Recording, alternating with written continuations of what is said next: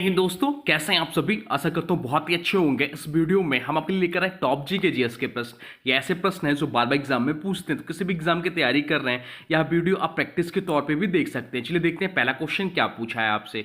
पहला क्वेश्चन पूछा, आरबीआई के प्रथम भारतीय गवर्नर कौन थे।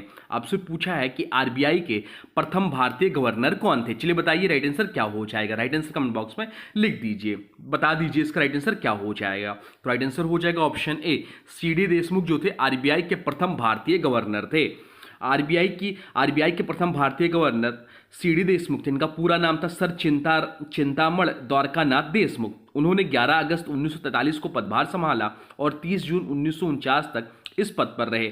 आरबीआई की बात करें तो आरबीआई की स्थापना जो हुई थी वह हुई थी 1 अप्रैल 1935 को। इसका मुख्यालय कहाँ है, तो इसका मुख्यालय जो था मुंबई में था। पहले भारतीय गवर्नर अभी हम लोग पढ़ रहे हैं सीडी देशमुख थे। पहले ब्रिटिश गवर्नर कौन था, यह भी एग्जाम में पूछ लेता है। तो पहले ब्रिटिश गवर्नर जो थे सर ऑसबॉर्न स्मिथ थे। इसका जो राष्ट्रीयकरण हुआ आरबीआई का 1949 में हुआ। और वर्तमान समय में गवर्नर कौन है, तो वर्तमान समय में जो आरबीआई के गवर्नर हैं वो संजय मल्होत्रा साहब हैं। ये 26वें नंबर के हैं। अब चलते हैं अगले प्रश्न की ओर, देखते हैं अगला प्रश्न क्या पूछा है आपसे। अगला प्रश्न पूछा, माउंट कोसियस्को किस महाद्वीप की सबसे ऊंची चोटी है। आपसे पूछा है कि माउंट कोसियस्को किस महाद्वीप की सबसे ऊंची चोटी है, यह आपसे पूछा है। चलिए बताइए राइट आंसर क्या हो जाएगा। तो राइट आंसर जो हो जाएगा वो हो जाएगा ऑप्शन बी, ऑस्ट्रेलिया। इस प्रश्न का राइट आंसर हो जाएगा। माउंट कोसियस्को ऑस्ट्रेलिया महाद्वीप की सबसे ऊंची चोटी है। यह पर्वत ऑस्ट्रेलिया के न्यू साउथ वेल्स राज्य में स्थित है। इसकी ऊंचाई जो है 2228 मीटर यानी कि 7310 फीट है। चलिए प्रमुख महाद्वीप और उनकी सबसे ऊंची चोटी आपकी बताते हैं। तो एशिया महाद्वीप की सबसे ऊंची चोटी कौन सी है, तो एशिया महाद्वीप की सबसे ऊंची चोटी जो है माउंट एवरेस्ट है, या नेपाल चीन में है। अफ्रीका की सबसे ऊंची चोटी कौन सी है, तो अफ्रीका की सबसे ऊंची चोटी जो है माउंट किलिमंजारो है, या तंजानिया में है। यूरोप महाद्वीप की सबसे ऊंची चोटी माउंट एल्ब्रुस है और यह रूस में अवस्थित है। अंटार्कटिका की बात करें तो अंटार्कटिका की सबसे ऊंची चोटी माउंट विंसन है, या अंटार्कटिका में ही। और ऑस्ट्रेलिया की सबसे ऊंची चोटी अभी हम लोग पढ़ रहे थे माउंट कोसियस्को, या ऑस्ट्रेलिया में है। दक्षिण अमेरिका महाद्वीप की सबसे ऊंची चोटी जो है ओंकागुआ है, या अर्जेंटीना देश में। और उत्तर अमेरिका की सबसे ऊंची चोटी जो है डेनाली है, जिसे मैककिनली भी कहा जाता है, यह आपका अमेरिका में है। अब चलते हैं अगले प्रश्न की ओर, देखते हैं अगला प्रश्न क्या पूछा है आपसे। अगला प्रश्न जो पूछा है वह पूछा है, किस धातु को भविष्य का तेल कहा जाता है। आपसे पूछा है कि किस धातु को भविष्य का तेल कहा जाता है। चलिए बताइए राइट आंसर क्या हो जाएगा। राइट आंसर हो जाएगा ऑप्शन ए, लिथियम। इस प्रश्न का राइट आंसर हो जाएगा। लिथियम को आज की दुनिया में भविष्य का तेल कहा जाता है। यह नाम इसलिए पड़ा क्योंकि भविष्य की ऊर्जा जरूरतों, खासकर इलेक्ट्रॉनिक वाहनों और बैटरी स्टोरेज टेक्नोलॉजी में लिथियम की भूमिका तेल जितनी ही महत्वपूर्ण होती जा रही है। बाकी बात करें लिथियम की, तो इसका जो प्रतीक है वह Li है। उपयोग जो इसका है लिथियम आयन बैटरियों में उसका है। प्रमुख इसके क्षेत्र जो है ईबीएस, स्मार्टफोन, लैपटॉप, ग्रिड बैटरियों में होता है। प्रमुख उत्पादक देश कौन से हैं, तो प्रमुख उत्पादक देश जो है ऑस्ट्रेलिया, चिली, चीन, अर्जेंटीना है। इसका उपनाम है व्हाइट गोल्ड और भविष्य का तेल। अब चलते हैं अगले प्रश्न की ओर, देखते हैं अगला प्रश्न क्या पूछा है आपसे। अगला प्रश्न पूछा है, भारत का प्रथम पूर्ण स्वदेशी उपग्रह प्रक्षेपण यान कौन सा था।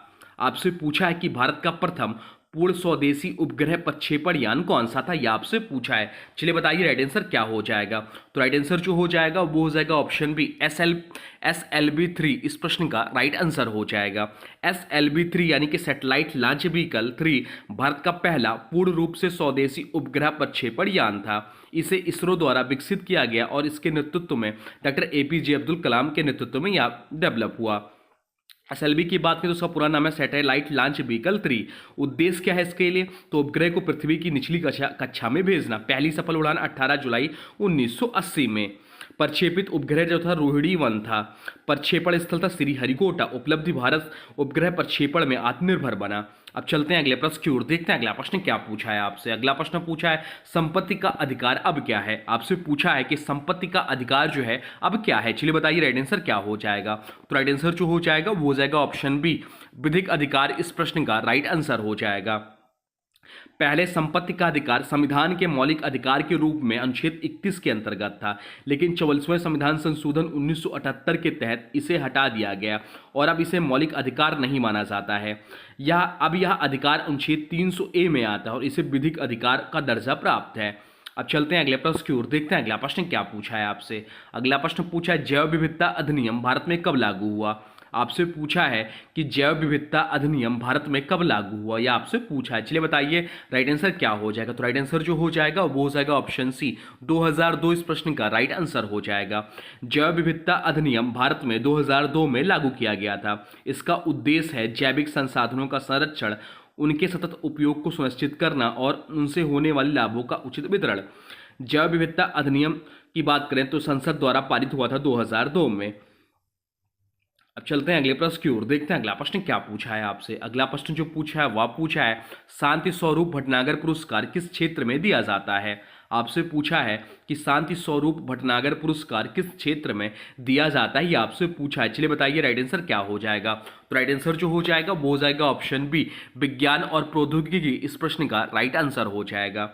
शांति स्वरूप भटनागर पुरस्कार भारत में विज्ञान एवं प्रौद्योगिकी के क्षेत्र में सर्वश्रेष्ठ शोध एवं योगदान के लिए दिया जाता है। यह पुरस्कार council of scientific and industrial research यानी कि CSIR द्वारा प्रतिवर्ष प्रदान किया जाता है। यह पुरस्कार 7 प्रमुख वैज्ञानिक श्रेणियों में प्रदान किया जाता है। इसकी स्थापना जो हुई थी इस पुरस्कार की 1958 में हुई थी। यह भारत का सबसे प्रतिष्ठित वैज्ञानिक सम्मान माना जाता है।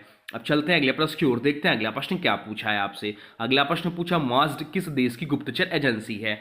आपसे पूछा है कि मास्ड जो है किस देश की गुप्तचर एजेंसी है। चलिए बताइए राइट आंसर क्या हो जाएगा। तो राइट आंसर जो हो जाएगा वो हो जाएगा ऑप्शन सी, इजराइल इस प्रश्न का राइट आंसर हो जाएगा।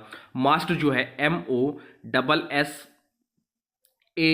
मास्ट जो है या इजराइल की विदेशी गुप्तचर एजेंसी है। इसका कार्य आतंकवाद से लड़ना और विदेशी खुफिया जानकारी जुटाना है। 1972 की म्यूनिख ओलंपिक हत्याकांड के बाद मोस्ड ने ऑपरेशन रेथ ऑफ गार्ड चलाया था। यह दुनिया की सबसे खतरनाक एजेंसियों में मानी जाती है। अब चलते हैं अगले प्रश्न की ओर, देखते हैं अगला प्रश्न क्या पूछा है आपसे। अगला प्रश्न पूछा किस राजवंश के समय कोणार्क मंदिर का निर्माण हुआ। आपसे पूछा है कि किस राजवंश के समय कोणार्क मंदिर का निर्माण हुआ, यह आपसे पूछा है। चलिए बताइए राइट आंसर क्या हो जाएगा। तो राइट आंसर हो जाएगा ऑप्शन सी, गंग वंश इस प्रश्न का राइट आंसर हो जाएगा। यह मंदिर भगवान सूर्य को समर्पित मंदिर है। कोणार्क मंदिर का निर्माण 13वीं शताब्दी में गंग वंश के शासक नरसिंह देव प्रथम के शासनकाल में हुआ था।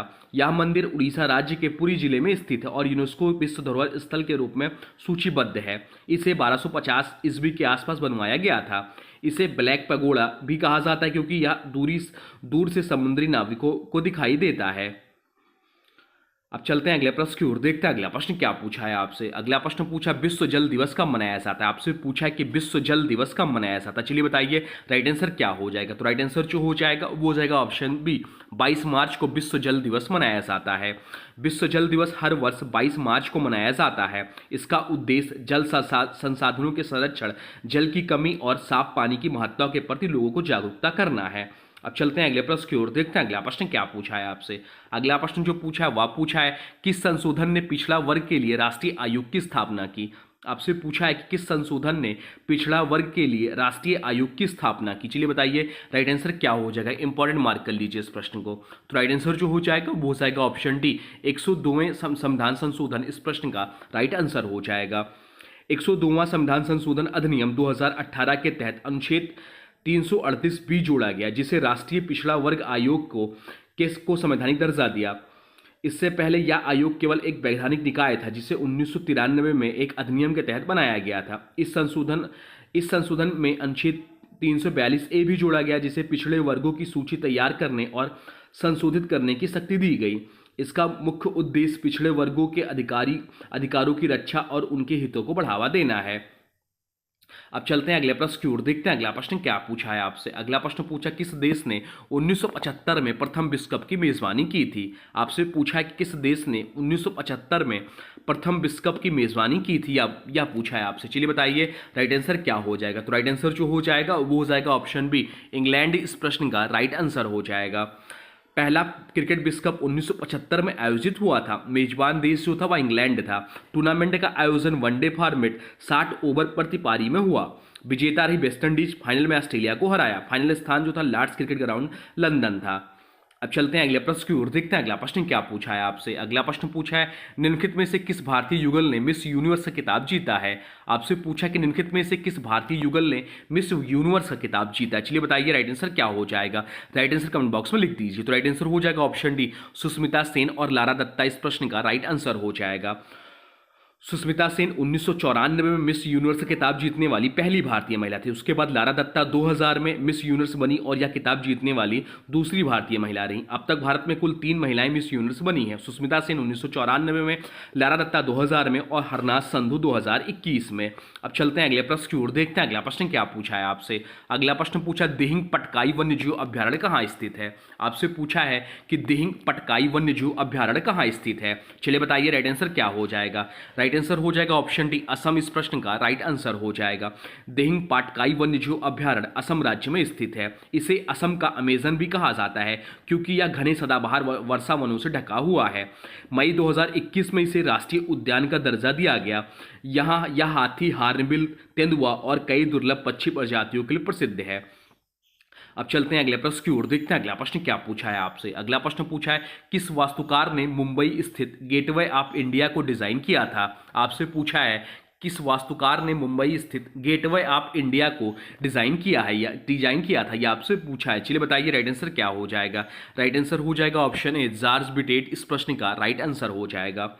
गेटवे ऑफ इंडिया का डिजाइन स्टाकिस्ट वास्तुकार जॉर्ज बिटेट ने किया था। निर्माण काल जो इसका था 1913 में शुरू हुआ और 1924 में पूरा हुआ। इसे 1911 में किंग जॉर्ज पंचम और क्वीन मैरी की भारत यात्रा की स्मृति में बनाया गया था। यह इंडो सैरासैनिक शैली में निर्मित है जिसमें हिंदू और मुस्लिम वास्तु कला तत्वों का मिश्रण है। अब चलते हैं अगले प्रश्न की ओर, देखते हैं अगला प्रश्न क्या पूछा है आपसे। अगला प्रश्न पूछा है भारत के इनमें से किस राज्यों की सीमा नेपाल से नहीं जुड़ी है। आपसे पूछा है कि भारत के इनमें से किस राज्यों की सीमा नेपाल से नहीं जुड़ी हुई है, या आपसे पूछा है। चलिए बताइए राइट आंसर क्या हो जाएगा। तो राइट आंसर जो हो जाएगा वो हो जाएगा ऑप्शन डी त्रिपुरा नहीं जुड़ा हुआ है। बाकी जो है उत्तर प्रदेश, उत्तराखंड, बिहार ये सभी नेपाल से जुड़े हुए हैं। नेपाल की सीमा से 5 भारतीय राज्य लगते हैं। कौन कौन से, तो याद रखना है आपको। उत्तराखंड, उत्तर प्रदेश, बिहार, सिक्किम और पश्चिम बंगाल, ये 5 नाम याद रखना। क्या रखना है, UUBSW, यू से उत्तराखंड, यू से उत्तर प्रदेश, बी से बिहार, एस से आपका सिक्किम और डब्ल्यू से वेस्ट बंगाल। ये 5 राज्य होते हैं जो नेपाल से लगे हुए होते हैं। तो UUBSW 2-3 बार कॉल करेंगे, दिमाग में रिकॉल करेंगे, आपको याद हो जाएगा। अब चलते हैं अगले प्रश्न की ओर। अब देखते हैं अगला प्रश्न क्या पूछा है आपसे। अगला प्रश्न जो पूछा है वह पूछा है मेजर ध्यानचंद खेल रत्न अवार्ड भारत प्राप्त करने वाली प्रथम महिला कौन है। आपसे पूछा है कि मेजर ध्यानचंद खेल रत्न अवार्ड प्राप्त करने वाली प्रथम महिला कौन है। चलिए बताइए राइट आंसर क्या हो जाएगा। तो राइट आंसर जो हो जाएगा वो हो जाएगा ऑप्शन बी कर्णम मल्लेश्वरी। इस प्रश्न का राइट आंसर हो जाएगा। मेजर ध्यानचंद खेल रत्न पुरस्कार, जिसका पहले नाम था राजीव गांधी खेल रत्न पुरस्कार, की शुरुआत 1991-92 में हुई थी। सबसे पहले जो मिला था वह मिला था आपको विश्वनाथ आनंद को, और पहली महिला जिन्हें यह मिला कर्णम मल्लेश्वरी को इस पुरस्कार पाने वाली पहली महिला थी जिन्होंने 1994-95 में यह सम्मान प्राप्त किया था। अब चलते हैं अगले प्रश्न की ओर, देखते हैं अगला प्रश्न क्या पूछा है आपसे। अगला प्रश्न पूछा भारतीय राष्ट्रीय वैज्ञानिक अकादमी NSA की स्थापना कब की गई थी। आपसे पूछा है कि भारतीय राष्ट्रीय वैज्ञानिक अकादमी की स्थापना कब की गई थी। चलिए बताइए राइट आंसर क्या हो जाएगा। तो राइट आंसर जो हो जाएगा वो हो जाएगा ऑप्शन डी जनवरी 1935। इस प्रश्न का राइट आंसर हो जाएगा। भारतीय राष्ट्रीय वैज्ञानिक अकादमी इंडियन नेशनल साइंस अकादमी INSA की स्थापना जनवरी 1935 में की गई थी। इसका मुख्यालय जो है नई दिल्ली में स्थित है।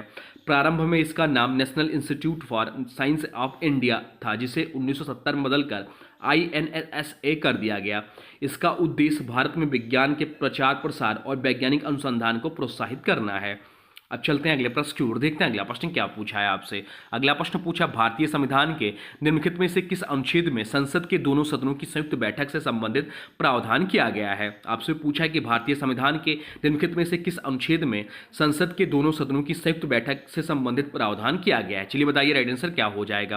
राइट आंसर हो जाएगा ऑप्शन है अनुच्छेद 108। इस प्रश्न का राइट आंसर हो जाएगा। अनुच्छेद 108 में संसद के दोनों सदनों लोकसभा और राज्यसभा की संयुक्त बैठक का प्रावधान है। संयुक्त बैठक केवल 3 परिस्थितियों में होती है। यदि कोई विधेयक एक सदन से पारित होकर दूसरे सदन में अस्वीकृत हो जाए, यदि दोनों सदन विधेयक पर सहमत ना हो, यदि विधेयक पर दूसरे सदन में 6 महीने से अधिक समय तक कोई कार्रवाई ना हो। संयुक्त बैठक की अध्यक्षता कौन करता है, तो लोकसभा के अध्यक्ष करते हैं।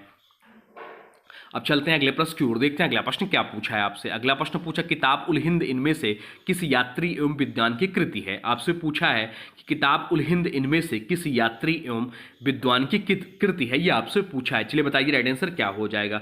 राइट आंसर हो जाएगा ऑप्शन सी अल-बरूनी, इस प्रश्न का राइट आंसर हो जाएगा।